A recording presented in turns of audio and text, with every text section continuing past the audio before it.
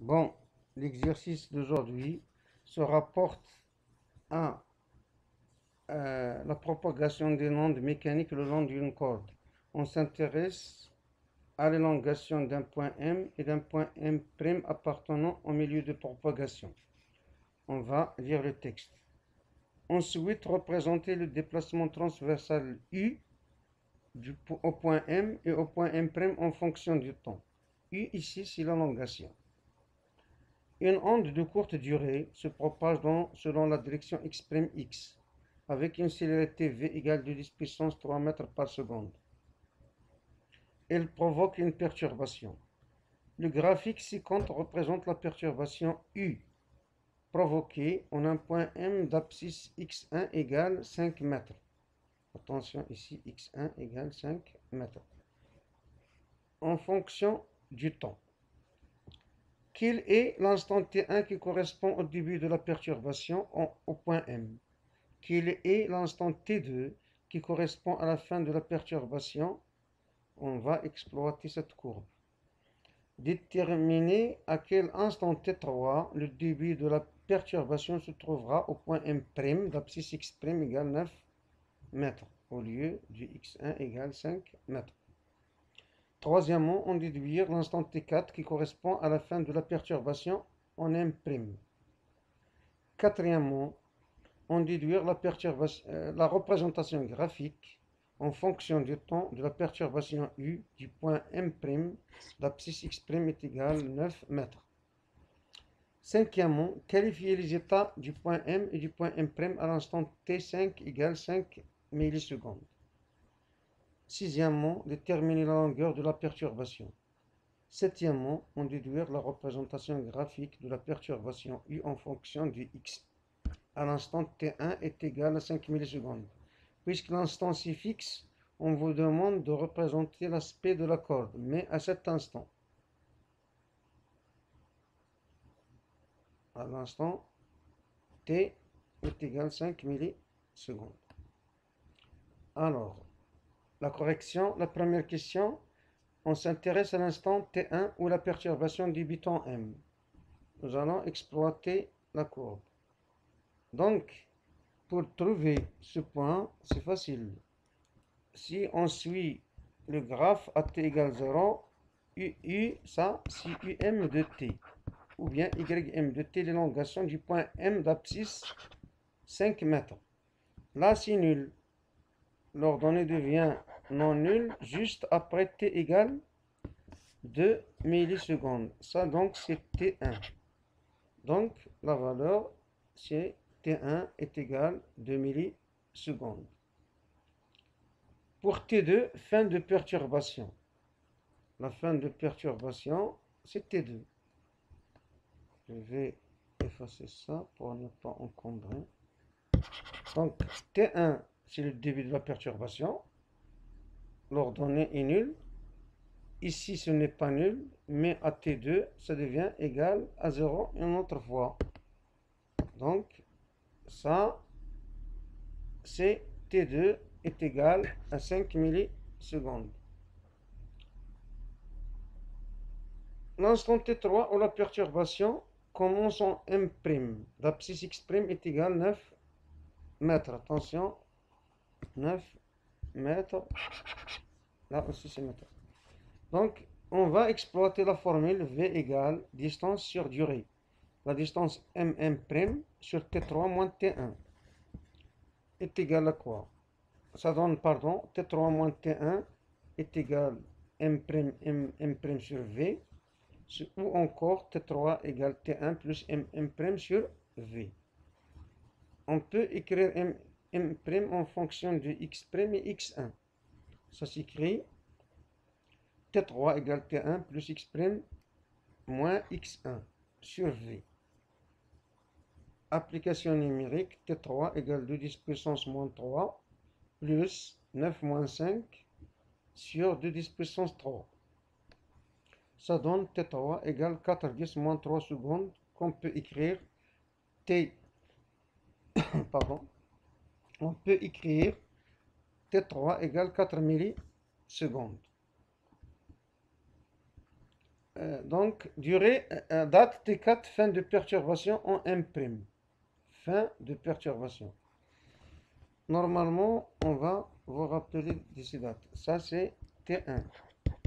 Ça, c'est T2. T3, qu'est-ce qu'on a trouvé à T3? On a trouvé 4. Ça, c'est T3. C'est T3. 4 millisecondes. Début de perturbation de M'. Maintenant, on cherche la fin. Pour trouver la fin, on doit d'abord déterminer cette durée-là qui est égale à la durée de perturbation. Donc le point, n'importe quel point, doit subir la même perturbation pendant une même durée, qui est delta t. Donc delta t ici, c'est quoi? Voilà, delta t, on peut lire directement, c'est 5 moins 2. C'est la durée de perturbation. C'est-à-dire, en quelque sorte, c'est la date fin de perturbation de M moins date début perturbation du point M. Or, c'est donc la durée de perturbation. T4, on l'appelle durée fin de perturbation du point M'. Donc, il faut ajouter, pour trouver T4, on ajoute à T3, début de perturbation de M', on ajoute delta T. C'est-à-dire c'est T3 plus delta T. Ça vous donne T4 est égal à 4 plus 3. Ou encore T4 égale 7 millisecondes. À 7 millisecondes, le point M' n'est plus en vibration, c'est-à-dire l'onde ou la perturbation quitte le point M' juste à la date T4 égale 7 millisecondes. Élongation du point M'. Ici, attention, on nous a représenté l'élongation UM de T. C'est comme YM de T. UM de T et non pas UM' de T. UM' de T, c'est autre chose. On doit en déduire UM' de T à partir de la courbe UM de T. Comment? Vous avez en cours la formule Ym' de T est égal Ym de T moins tau. Avec tau, c'est le retard de M' par rapport à M, le retard horaire. Donc, tau, retard horaire du point M par rapport à M. Attention, on ne peut pas tirer ce retard d'après la courbe, parce que vous n'avez pas l'élongation UY', U de M', ou bien U' de M, c'est la même chose. Mais on peut, d'après les calculs précédents, trouver le retard. On a déjà trouvé que la perturbation débutant M à T1 égale 2 millisecondes. Et la perturbation, la même perturbation, débute toujours, mais cette fois-ci en M', à T3 égale 4 millisecondes. Donc d'après ces données-là, quel est le retard horaire de M' par rapport à M? Il suffit alors de faire la différence. Tau, c'est T3 moins T1. Donc le retard horaire de M' par rapport à M est tau égale T3 moins T1, c'est 2 millisecondes. Cela veut dire, on a déjà trouvé, c'est à 4 millisecondes que commence, regardez ici, c'est à 4 millisecondes, T3, c'est que commence le point M' à se soulever. C'est-à-dire le retard entre M' et M, c'est 2 millisecondes. Donc c'est juste. Comment on va en déduire la courbe UM' de T à partir de la courbe UM de T? Il suffit de translater la courbe UM de T vers la droite de la distance ou de la durée tau égale 2 millisecondes qui est le retard de M' par rapport à M. Voilà la première courbe, ce qui représente toujours UM de X, de T, pardon.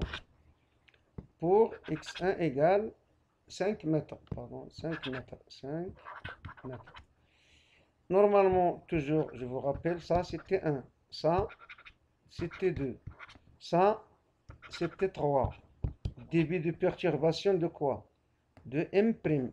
ça c'est T4, fin de perturbation de M', qui n'est pas représenté ici. Donc, comment on translate? Ça y est, il suffit de tirer vers la droite, mais d'une distance est égale à tau.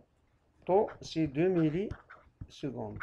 Voilà, si vous translatez, vous arrivez à 4 ici, toujours, et voilà, donc l'élongation.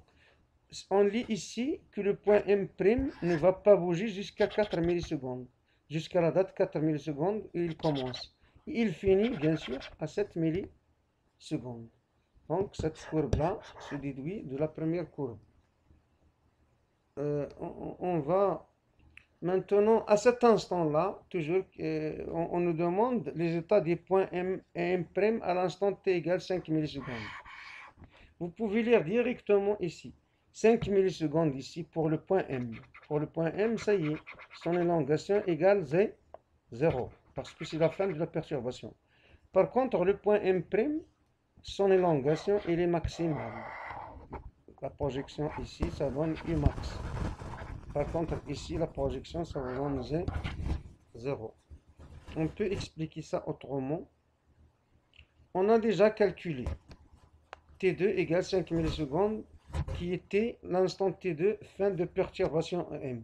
Qu'est-ce que ça veut dire fin de perturbation?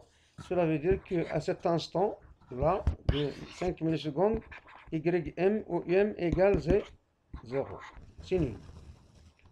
On a déjà, donc, à T3, on a vu que T3 égale 4 millisecondes, ça correspond à quoi? L'instant où la perturbation commence en M'. Il commence à 4. Mais la question, quel est son état à 5? Donc, à 5, ici, l'amplitude est maximale, ou bien l'élongation est maximale. Donc, on n'a pas besoin, ici, de la durée de perturbation. C'est pas la peine de se casser la tête sur la durée de perturbation. Donc, on peut résumer ceci. L'état du point M à l'instant t égale 5 millisecondes, c'est la date fin de perturbation en M, toujours à t2 égale 5 millisecondes. Le point M revient à sa position juste à cet instant. On peut écrire UM égale 0. Par contre, pour l'état du point M' à l'instant t égale 5 millisecondes, à T3 égale, l'onde a commencé à T3 égale 4 millisecondes et il va continuer jusqu'à 7 millisecondes. Mais pour arriver à 5 millisecondes, vous voyez sur la courbe que l'amplitude devient maximale. Voilà, millisecondes ici. Le point M est déjà atteint par la perturbation pour une durée égale 5 moins 4. Qui est égal à 1 milliseconde, cela veut dire que UM' est maximal. Umax. L'élongation est donc Ym' de M', Y ou bien U. On l'a noté U. Est maximal à cet instant qui est égal à 5 millisecondes. La longueur de la perturbation. Attention, ici la longueur c'est en mètres. Et la courbe dans l'axe des abscisses, on vous donne le temps, car on parle de l'élongation. Il faut faire la différence.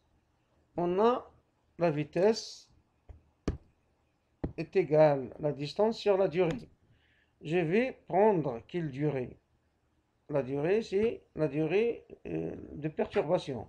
Et L, c'est la longueur de perturbation. Delta T, durée de perturbation. L égale V fois delta T.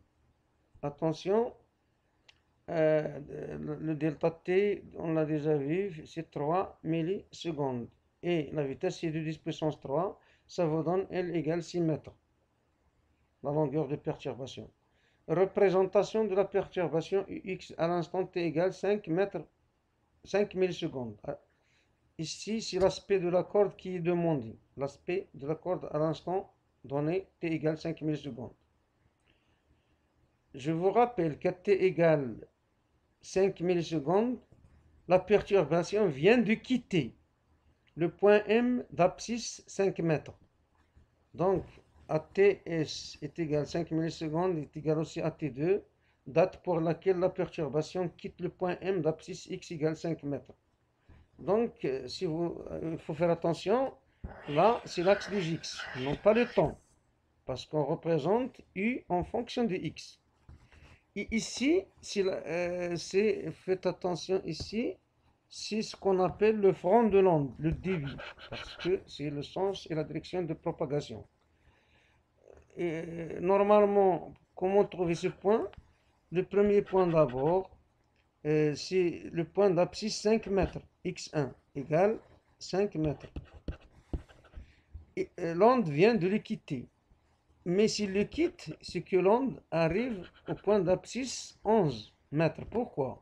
Parce qu'à x égale 5 mètres, il faut ajouter la longueur de perturbation.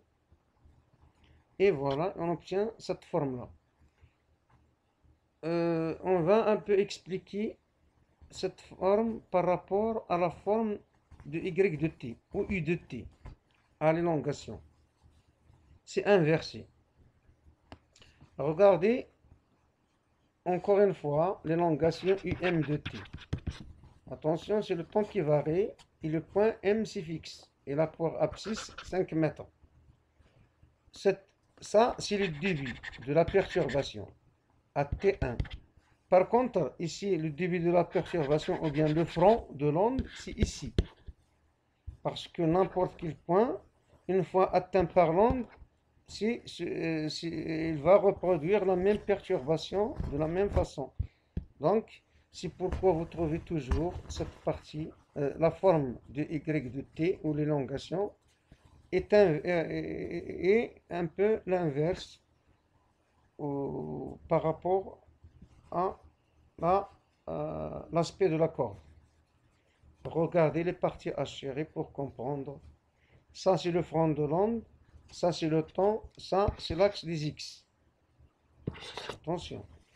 Et j'achère cette partie qui est le débit, ou bien le front de l'onde. Par contre, ici, le débit, c'est les dates faibles. T1, c'est inférieur à T2, c'est le débit pour les dates.